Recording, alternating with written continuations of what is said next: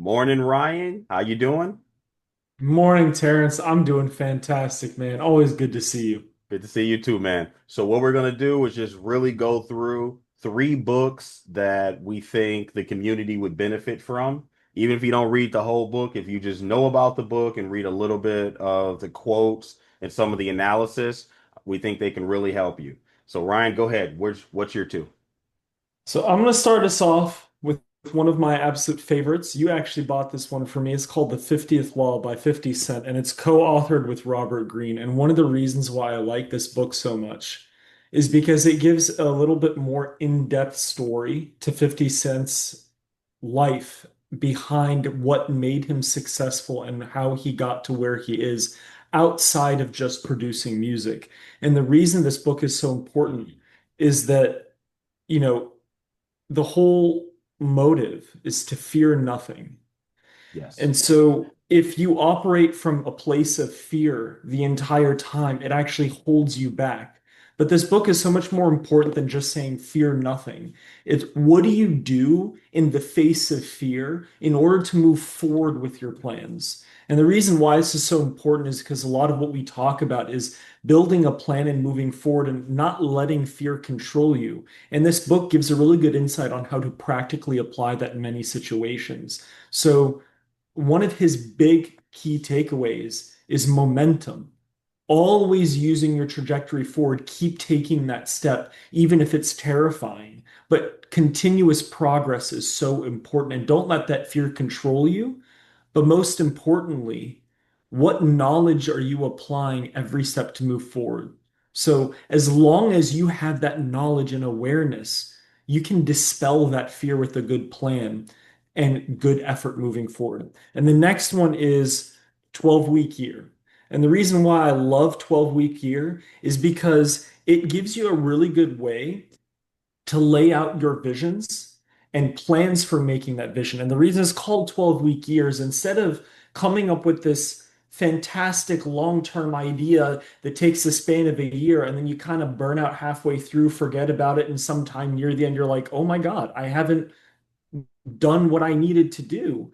It breaks it down into much smaller chunks that are much easier to actually analyze and think about. And one of the things that I just read the other day in it that really touched me is perhaps reasons why you might not be successful on your plan. And one of them is the fact that you don't connect with your vision or you don't even believe in the power of that vision. And so there's a whole lot of hope in both of these books, along with warnings, but also a really good plan on as you're moving forward in your search for a relationship or in building it.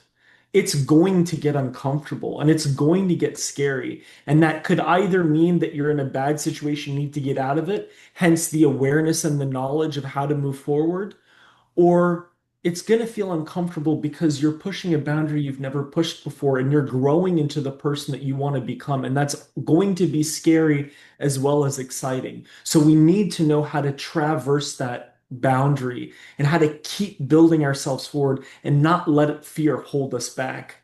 But we always need a good plan, and we everyday consistency is key. And this is why I love these two books and why I would recommend reading these two books together, man.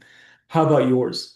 Solid. So I have one, and this book comes from psychologist Eric Berne.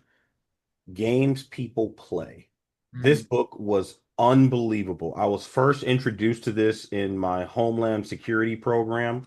And this is one of the first books that brought forth the idea of transactional analysis, that people often want things from other people, but they don't want to interject the consequence that that person might say no. So they Hmm. involve themselves in manipulative tactics to get what they want. And it Hmm. talks about there's triggers, there's a series of transactions, there's psychological payoffs that people get from other people. And this book is really designed to help us realize that there's only one real way to communicate, and that's adult to adult. Hmm. We're two adults sharing the same time and space, and we're respecting each other. What happens is people will talk down to you. And in the book, they call that adult child. You're not Mhm. respecting that person's autonomy. You're not respecting that person as a person. So you're manipulating them. You're putting forward the idea that what they think, what they want isn't valid or isn't even something that should be considered. And it's less of a book and more of like a manual. Because this Mhm. mirrored a lot of the manuals I got in criminal investigations of how to profile people. And a lot of people borrow ideas from this book, but they never give this book credit. And I love the fact it's called games because these games are like reoccurring patterns of behavior that people unconsciously play. And they're playing it to fulfill their hidden psychological needs. Mhm. And but when you put it out in the forward and they put it out there, then it's clear that people are playing games. And it's hard to connect with real people if we spend our days playing little child games with each other instead of just connecting adult to adult. So that's my book. You got your two.